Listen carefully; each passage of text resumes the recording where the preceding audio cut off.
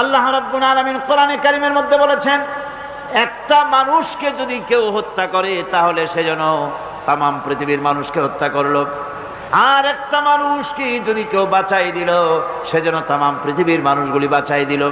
আর যে ব্যক্তি ইচ্ছে করে মানুষ হত্যা করলো তার জায়গা হবে জাহান্নাম, চিরকাল জাহান্নামে তারে থাকতে হবে।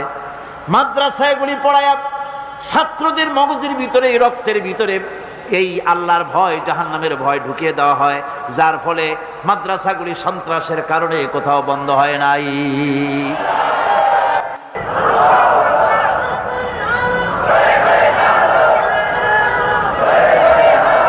আজ আপনারাই দেখুন পাকিস্তানের 25 বছর, বাংলাদেশের 26 বছর, সব মিলিয়ে কয় বছর?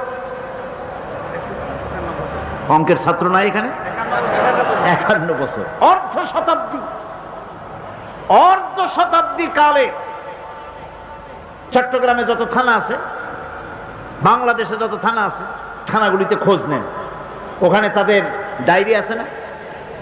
যত চোর ধরা পড়ছে, চোর, ডাকাত, জেনাকার, হত্যাকারী, চোরাকারবারি, মুনাফাখুরি, যত ক্রাইম করেছে, করাপশন করেছে, সেই অপরাধীদের লিস্ট আছে না? অপরাধী যারা ধরা পড়েছে সকলের লিস্ট আছে।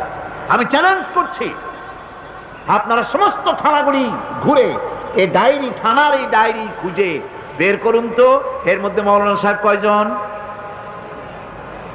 হাফেজ সাহেব কয়জন, মসজিদের ইমাম কয়জন? তাহলে একথা মানবেন কিনা যে কোরআনের শিক্ষার চাইতে বড় শিক্ষা পৃথিবীতে নাই? একথা মানবেন কিনা? একথা